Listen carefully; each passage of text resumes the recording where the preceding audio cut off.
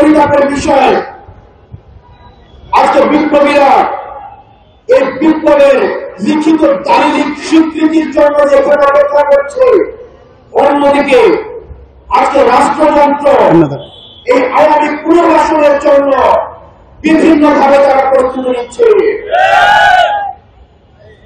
আমরা বিপ্লবী শক্তি আমরা স্পষ্টভাবে জানিয়ে দিতে চাই, আমাদের হারানোর কিছুই নাই। আওয়ামী লীগ বাংলাদেশের পুনর্বাসিত হবে কিনা সেই সিদ্ধান্ত এখন নতুন করে নেওয়ার কিছুই নাই। আওয়ামী লীগ বাংলাদেশের রাজনীতিতে পুনর্বাসিত হবে কিনা সেটার চূড়ান্ত সিদ্ধান্ত হয়ে গিয়েছে 5ই আগস্ট।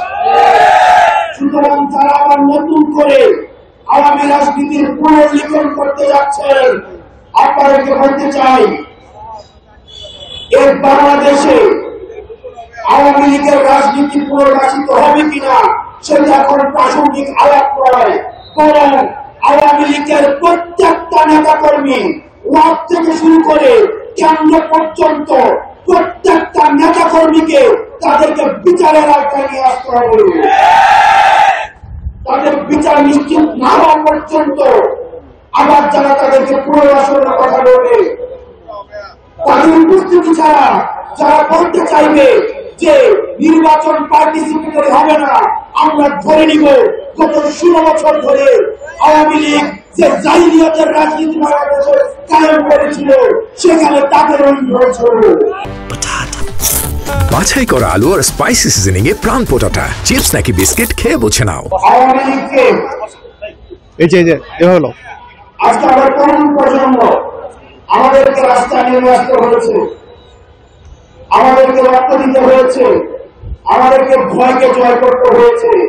কারণ আমাদের যে দুর্বৃত্তায়নের রাজনীতির সংস্কৃতি, আমাদের যে প্রতিহিংসার রাজনীতির সংস্কৃতি, সেটা আমাদের তরুণদেরকে আশাহত করেছে যুগের পর যুগ।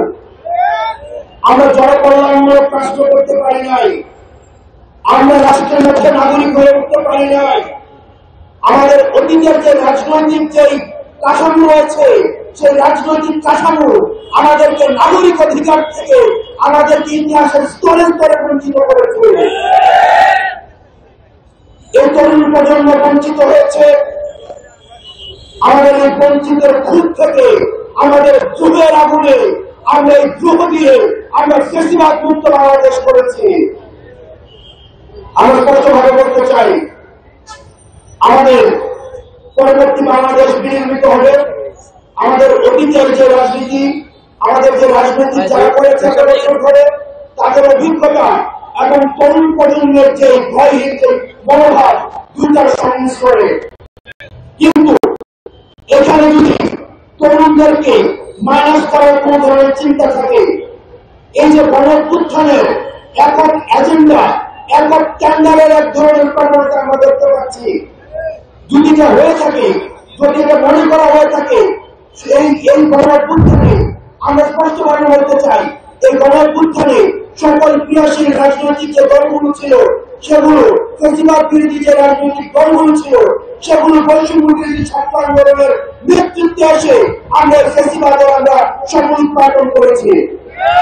আমরা আমাদের জায়গা থেকে স্পষ্ট করতে চাই, আমরা বারবার বলছি, আওয়ামী লীগের প্রশ্নে সর্বপ্রথম যে বিষয়টি আসবে সেটি হচ্ছে আওয়ামী লীগের আগে বিচার হতে হবে। সুতরাং যেসব তথ্যজীবী, যেসব মিডিয়া পাড়া, যেসব বিশ্ববিদ্যালয়ের শিক্ষক, যেসব বুদ্ধিজীবী এখন আওয়ামী লীগের মানবাধিকারের জন্য তারা সরব হয়েছেন, আপনারা এই ফেসিবাদকে, ফেসিবাদের তেল নুন ঘি খেয়ে আপনারা এতদিন পর্যন্ত আপনারা এই ফেসিবাদকে বিশ্ববাদ দিয়েছেন। সুতরাং আপনারা ফেসিবাদের পক্ষে যে কলমগুলো এখন লিখবে, আমরা সেই কলমগুলোকে আমরা থেকে দিব। ফেসিবাদের পক্ষে যেসব মিডিয়া কথা বলবে, আমরা সেই মিডিয়ার বিপক্ষে আমাদের অবস্থান আমাদের অব্যাহত থাকবে। ফেসিবাদের পক্ষে যেসব মগজ আবার তাদের চিন্তা পোষিত করবে, আমরা সেসব চিন্তার বিপক্ষে আমাদের শক্ত অবস্থান থাকবে। আমরা বারবার বলছি, আপনারা যদি এই তরুণ প্রজন্মের কথা আপনারা বুঝতে ব্যর্থ হন, আওয়ামী লীগের যে পরিণত হয়েছে, পরবর্তীতে যারাই নীতি নির্ধারণের পর্যায়ে আসবে, এই তরুণ প্রজন্মের ভাষা যদি আপনারা বুঝতে ব্যর্থ হন, তাহলে আওয়ামী লীগের পরিণতির মতো আপনাদের পরিণত হবে। সুতরাং ফেসিবাদ বিরোধী প্রত্যেকটি রাজনৈতিক দলের এবং বৈষম্য বিরোধী ছাত্র আন্দোলন এবং ফেসিবাদ বিরোধী যেসব মনস্তাত্ত্বিক যে ধরনের আমাদের চিন্তা রয়েছে সবগুলি সংমিশ্রণে আমাদের পরবর্তী বাংলাদেশ নির্মাণ করতে হবে এবং এই প্রত্যেকটি জিনিসের লিখিত দালিলিক স্বীকৃতি আমাদের এই প্রত্যেকের মধ্যে দিয়ে দিতে হবে।